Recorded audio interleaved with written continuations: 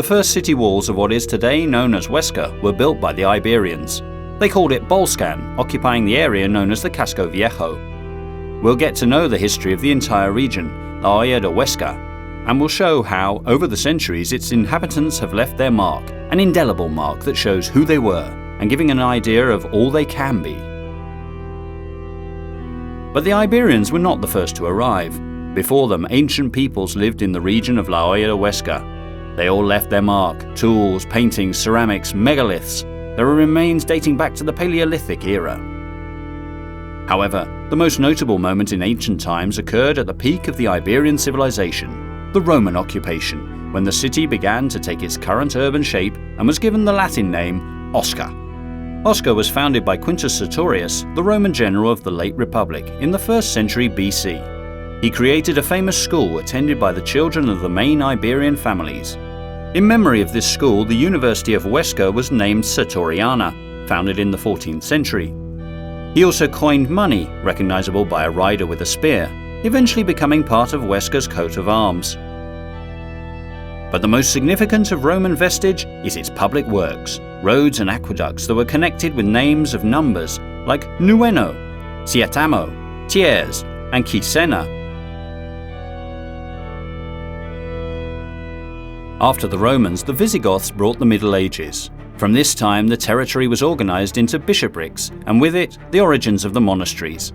These were kept alive when they were later revered as hermitages.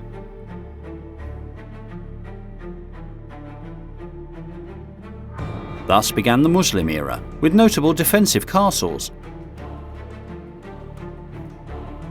Huesca was Muslim until it was taken by the Christians around the year 714, following the Battle of Alcaraz, in which King Peter I conquered the city.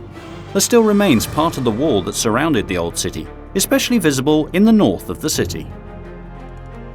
The 11th century was a period of splendor for the Monte Aragon Abbacy, as much for the military order as the land-owning nobles. All this whilst continuing the conquest of territory and populations under Muslim influence. Medieval centuries continued to the end of the 15th century, with land possession being hotly disputed. However, Christians, Jews and Muslims appeared to have lived in harmony in a time which saw the birth of the University of Huesca by a decree signed by Peter IV in 1354. The 11th and 12th centuries, and until the start of the 13th century, correspond to the birth and full expansion of a peculiar artistic style extended throughout these Huescan lands, Romanesque. This event has left a long list of examples in La Hoya de Huesca, both religious and military architecture. One can still find plenty of churches and chapels scattered throughout the region, as well as numerous castles, among which the Loari, the best example of military architecture of its time in Europe, is preserved in its entirety. Not to mention the unique blend of civil and military style of the Royal Palace of Huesca, which is now part of the City Museum. The next historical period is the Gothic, from which La Hoya treasures some excellent samples. Especially in its early stages, such as the initial constructions by new postulates, whose architecture add a unique and exceptional component, the Franco-Gothic mural collections of the late 13th and early 14th centuries. This collection of unique features were added to other buildings of great value, among which the Cathedral of Huesca stands out. The Loari bell tower suggests a new style, Renaissance.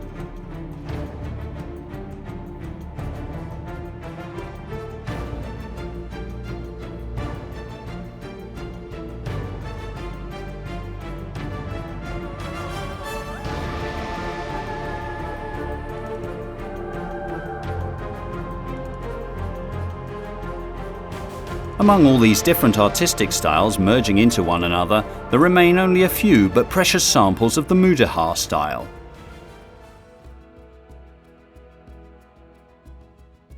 The great splendor of the 17th and 18th centuries was motivated by the construction of new religious buildings throughout the region and, above all, the active intellectual life of the city of Huesca.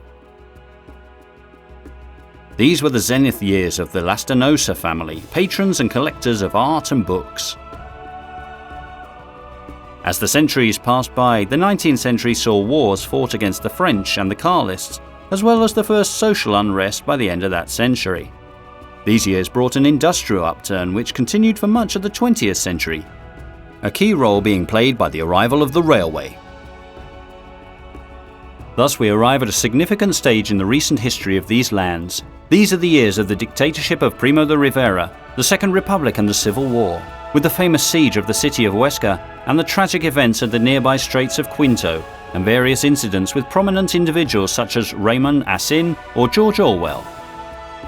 These years saw the construction of buildings such as the Huesca Casino, outstanding artists such as Ramon Asin for his pajaritas, bows, in Huesca's Miguel Servet Park, or towards the end of the 20th century and the dawning of the 21st, prominent figures like Antonio Sauro with his piece Elegy, at Huesca Town Hall, art centres such as Sedan, and his landscape project going by the name of Art and Nature, or newly constructed buildings like the Congress Centre, Palacio de Congresos de Huesca. This is the history of La Hoya de Huesca. All those who have lived here have contributed to its enrichment, leaving their mark. Because this story doesn't end here.